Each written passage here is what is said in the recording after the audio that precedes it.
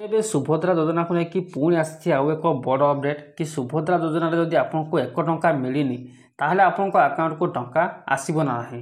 ତ 17 ତାରିଖରେ ଟଙ୍କା ଆସିବ ନା ନାହିଁ ଏ ନେଇ ସୂଚନା ଦେଇଛନ୍ତି ଉପମୁଖ୍ୟମନ୍ତ୍ରୀ ପ୍ରଭାତୀ ପରିଡ଼ା।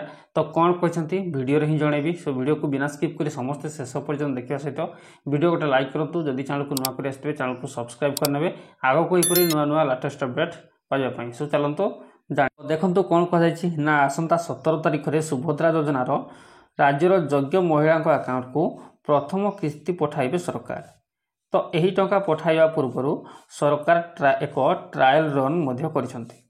ତ କିଛି ହିତାଧିକାରୀଙ୍କ ଆକାଉଣ୍ଟକୁ 1 ଟଙ୍କା ଲେଖାଏଁ ଟ୍ରାଏଲ୍ ଆଧାରରେ ପଠାଯାଇଛି, କିନ୍ତୁ ଅନେକ ହିତାଧିକାରୀଙ୍କ ଆକାଉଣ୍ଟରେ ଏହି ଟଙ୍କା ପହଞ୍ଚି ପାରିନାହିଁ। ତେବେ ଏହି ହିତାଧିକାରୀ ବର୍ତ୍ତମାନ ସୁଭଦ୍ରା ଏବଂ ଯୋଜନାରେ ସେମାନଙ୍କର ପ୍ରାପ୍ୟକୁ ନେଇ ଦ୍ୱନ୍ଦ୍ୱରେ ପଡ଼ିଯାଇଛି। ତ ସମସ୍ତଙ୍କ ମନରେ ପ୍ରଶ୍ନ ଯେ 1 ଟଙ୍କା ପାଇନଥିବା ହିତାଧିକାରୀଙ୍କ ଆକାଉଣ୍ଟକୁ ସୁଭଦ୍ରା ଯୋଜନାର ସମସ୍ତ ଟଙ୍କା ଆସିବ ତ ଅନେକ ହିତାଧିକାରୀଙ୍କ ଏହି ପ୍ରଶ୍ନରେ ରାଜ୍ୟର ଉପମୁଖ୍ୟମନ୍ତ୍ରୀ ଶ୍ରୀମତୀ ପ୍ରଭାତୀ ପରିଡ଼ା ଉତ୍ତର ରଖିଛନ୍ତି।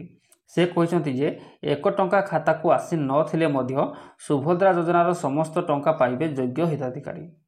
ତ ସେପ୍ଟେମ୍ବର 15 ତାରିଖ ଭିତରେ ପଞ୍ଜୀକରଣ କରିଥିବା ସମସ୍ତ ମହିଳାଙ୍କ ଆକାଉଣ୍ଟକୁ ଏହି ଟଙ୍କା ପଠାଯିବ ବୋଲି ସରକାର ସୂଚନା ଦେଇଛନ୍ତି। ତ ଜାଣି ରଖନ୍ତୁ, ଯଦି ଆପଣମାନେ ସେପ୍ଟେମ୍ବର 15 ପୂର୍ବରୁ ପଞ୍ଜୀକରଣ କରିଥିବେ କିମ୍ବା ଆପ୍ଲାଏ କରିଥିବେ ତାହେଲେ ଆପଣଙ୍କୁ ସୁଭଦ୍ରା ଯୋଜନାର ଟଙ୍କା ମଧ୍ୟ 17 ତାରିଖରେ ମିଳିବ ବୋଲି କହିଛନ୍ତି ଉପମୁଖ୍ୟମନ୍ତ୍ରୀ ପ୍ରଭାତୀ ପରିଡ଼ା। ତ ସୁଭଦ୍ରା ଯୋଜନାର ନିଜ ନାମ ପଞ୍ଜୀକରଣ କରିଥିବା ମହିଳାଙ୍କ ଆକାଉଣ୍ଟକୁ ସଠିକ୍ ଭାବରେ ଟ୍ରାଞ୍ଜାକ୍ସନ୍ ହେଉଛି କି ନାହିଁ ତାହା ଜାଣିବାକୁ ଚାହୁଁଥିଲେ ସରକାର। ତେଣୁ ସମସ୍ତଙ୍କ ଆକାଉଣ୍ଟକୁ ସରକାର ପରୀକ୍ଷାମୂଳକ ଭାବେ 1 ଟଙ୍କା ଲେଖାଏଁ ପଠାଇଛନ୍ତି। ତ ଯେଉଁଥିରେ ଏହା ମଧ୍ୟ ନିଶ୍ଚିତ ହୋଇଯାଇଛି ଯେ ସେହି ଖାତା ଚାଲୁଅଛି।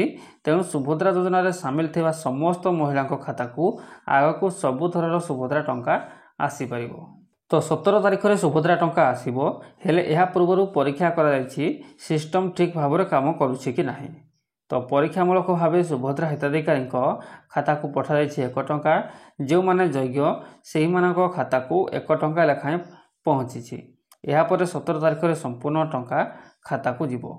ତ ଶେଷ ହିତାଧିକାରୀଙ୍କ ପାଖରେ ନ ପହଞ୍ଚିବା ଯାଏଁ ଏହି ଯୋଜନା ଚାଲୁ ରହିବ ବୋଲି କହିଛନ୍ତି ଉପମୁଖ୍ୟମନ୍ତ୍ରୀ ପ୍ରଭାତୀ ପରିଡ଼ା।